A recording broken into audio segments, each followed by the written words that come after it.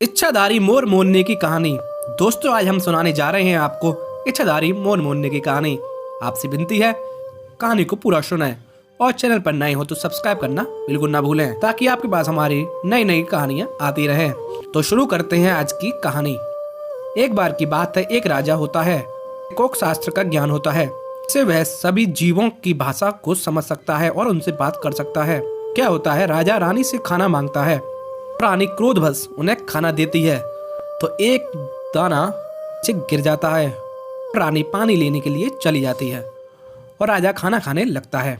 वह दाना एक चींटी को मिल जाता है और चींटी अपने परिवारजनों के पास ले जाने लगती है।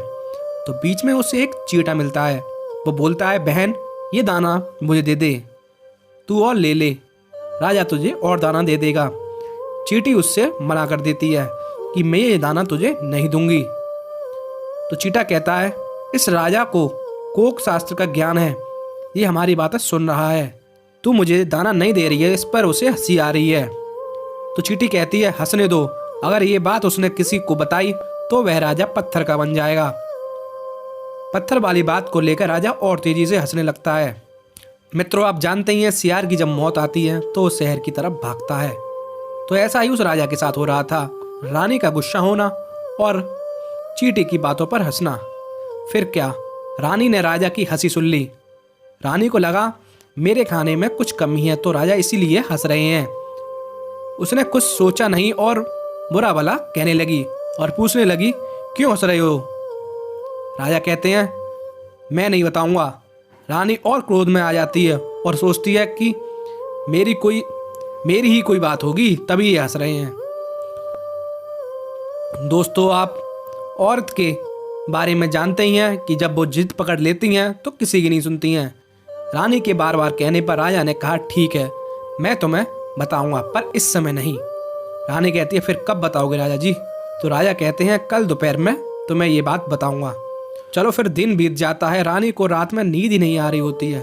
वो सोच सोच के परेशान हो जाती है कि क्या बात है, राजा क्यों हंस रहे थे। फिर अगली सुबह होती है और रानी ने फिर से राजा से पूछा कि बताइए अब क्या बात है। राजा कहता है, अभी दोपहर तो होने दो, तो मैं बता दूंगा सब बात। तो रानी फिर मुंह फुला के चल देती है और उस दिन राजा को खाना भी नहीं देती है। तो फिर दोपहर में राजा रानी को बात बताने लगता है और कहता है, मान जाओ, अभी भी वक्त है। रानी कहती है, नहीं, मुझे पूरी बात जाननी है, मुझे जरूर बताइए। राजा बताता है, मैं पत्थर का बन जाऊंगा। तो रानी हंसने लगती है। तो रानी कहती है, बातें मत बनाइए, मुझे पूरी बात बताइए, क्यों हंस रहे थे आप मेरे ऊपर? तो राजा कहता है, मैं तुम्हारे ऊपर नहीं हंस रहा था। फिर राजा फिर से कहता है, मान जाओ, अभी भी वक्त है। रानी कहती है, मुझे पूरी बात बताइए। फिर राजा पूरी कहानी बता रहा होता है। तो पत्थर का भी बन रहा है। वो रानी से कहता है, मान जाओ, अभी भी देखो, मैं पत्थर का बनते जा रहा हूँ। रानी की आंख पर जिद की पट्टी बंधी थी, तो वो मानती नहीं है और पूछती जाती है। फिर राजा पूरी बात बताता है और राजा अंत में पूरा पत्थर का बन जाता है।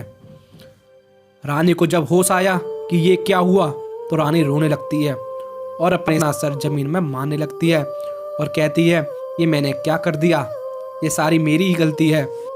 दोस्तों, फिर ये बात पूरे राज्य में पता चल जाती है और फिर एक संत उनके पास आते हैं और बताते हैं राजा के पत्थर बनने के कारण के बारे में। वो बताते हैं, ये कोई राजा नहीं था और ना ही तुम कोई रानी हो। सब संत की बात को लेकर बड़े आश्चर्यचकित हो जाते हैं, ये क्या बात है। फिर संत उन्हें बताते हैं कि तुम एक मोर हो और ये भी एक मोरनी है। उन्होंने जब ये बात सुनी तो उनके होश उड़ जाते हैं। वो कहते हैं, एक श्राप के कारण तुम्हारी याददाश्त चली गई है। वो पूछते हैं, ऐसा क्यों?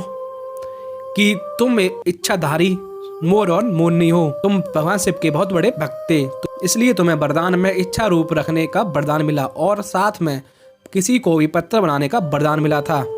और मोर को अपने इच्छाधारी होने पर घमंड हो गया था और वो किसी को भी पत्थर का बना देता था। क्या होता है, एक बार एक संत नदी में नहा रहे होते हैं और तुम लोग वहां पहुंच जाते हो और संत के गले में सांप डाल देते हो और उस सांप को पत्थर बना देते हो।